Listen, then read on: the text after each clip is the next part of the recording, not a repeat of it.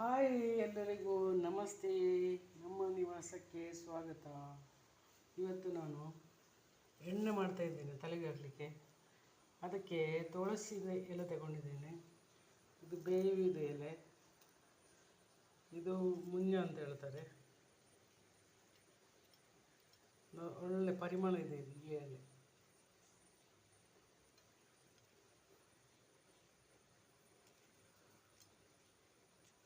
ಮತ್ತು 1 ಸ್ಪೂನು ಮೆಂತೆ. ನಾನು ತೆಂಗಿನ ಎಣ್ಣೆ ತಗೊಂಡಿದ್ದೇನೆ, ನಾವು ಮನೆಯಲ್ಲೇ ಮಾಡಿದ ತೆಂಗಿನ ಎಣ್ಣೆ.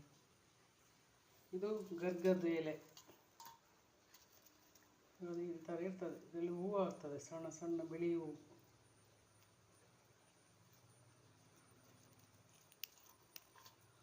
ಅದರಲ್ಲಿ ಹೂವು ಉಂಟು, ಗರ್ಗ ಅಂತ ಹೇಳ್ತಾರೆ ಇದಕ್ಕೆ. ಇದು ಎಲ್ಲ ರಫ್ ಆಗಿದೆ. ಇದು ಎಲೆ ಮುಟ್ಟುವಾಗ ತುಂಬ ರಫ್ ಆಗಿದೆ ಈ ಎಲೆ, ಹಾಗೆ ಗರ್ಗದ ಎಲೆ ಅಂತ ಹೇಳ್ತಾರೆ ಇದಕ್ಕೆ.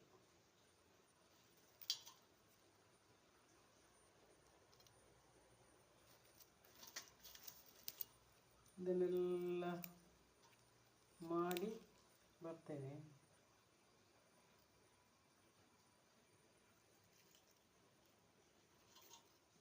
ಈ ಥರ ಇರ್ತದೆ ಎಲೆ, ದಂಟು ಎಲೆ. ದಂಟು ಬೇಕಿದ್ರೆ ಹಾಕ್ಬೋದು, ನಾನು ಹಾಕೋದಿಲ್ಲ. ಇದರಲ್ಲಿ ಸಣ್ಣ ಸಣ್ಣ ಬಿಳಿ ಹೂವು ಆಗ್ತದೆ, ಬಿಳಿ ಹೂವು.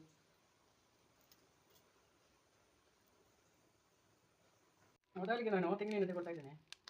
ನಿಮಗೆ ಯಾವ ಎಳ್ಳನ್ನು ತಗೊಳ್ತಾ ಇದ್ದೇನೆ. ಇದು ಬಿಸಿ ಆಗಬೇಕು, ಎಣ್ಣೆ ಬಿಸಿಯಾಗಿದೆ. ಅದಕ್ಕೆ ಮೊದಲಿಗೆ ಮೆಂತೆ ಹಾಕ್ತಾ ಇದ್ದೇನೆ. ಆಮೇಲೆ ಆಲೈವರದ ತುಂಡುಗಳನ್ನು ಹಾಕಬೇಕು, ಎಲ್ಲ ಹಾಕಬೇಕು. ಆಮೇಲೆ ಗರ್ಗದ ಎಲೆ, ಬೇವು ಸೊಪ್ಪು,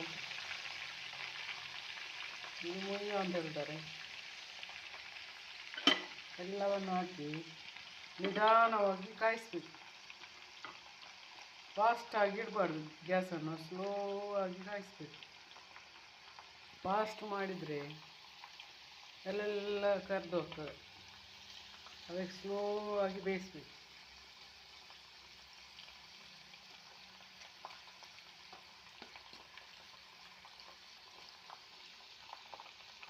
ಹೀಗೆ ಬೇಯಲಿ ಸ್ಲೋ ಆಗಿ.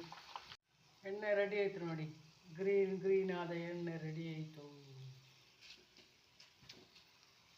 ಹಸಿರಾಗಿರುವ ಎಣ್ಣೆ ರೆಡಿ ಆಯಿತು. ಇದು ತಲೆಗೆ ಹಾಕಿದರೆ ತುಂಬ ಚೆನ್ನಾಗಿ ನಿದ್ದೆ ಬರ್ತದೆ.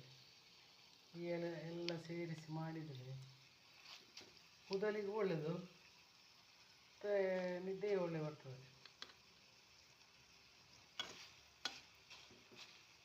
ಇದು ಕಾಯ್ದು ನೋಡಲಿಕ್ಕೆ ಎಲ್ಲ ಉಡಿಯಾಗಬೇಕು, ಆಗ ಎಣ್ಣೆ ಕಾದಿದಂತ ಅರ್ಥ. ನೋಡಿ, ಎಣ್ಣೆ ರೆಡಿ ಆಯಿತು, ಮದ್ದಿನ ಎಣ್ಣೆ ರೆಡಿ ಆಯಿತು ತಲೆಗೆ.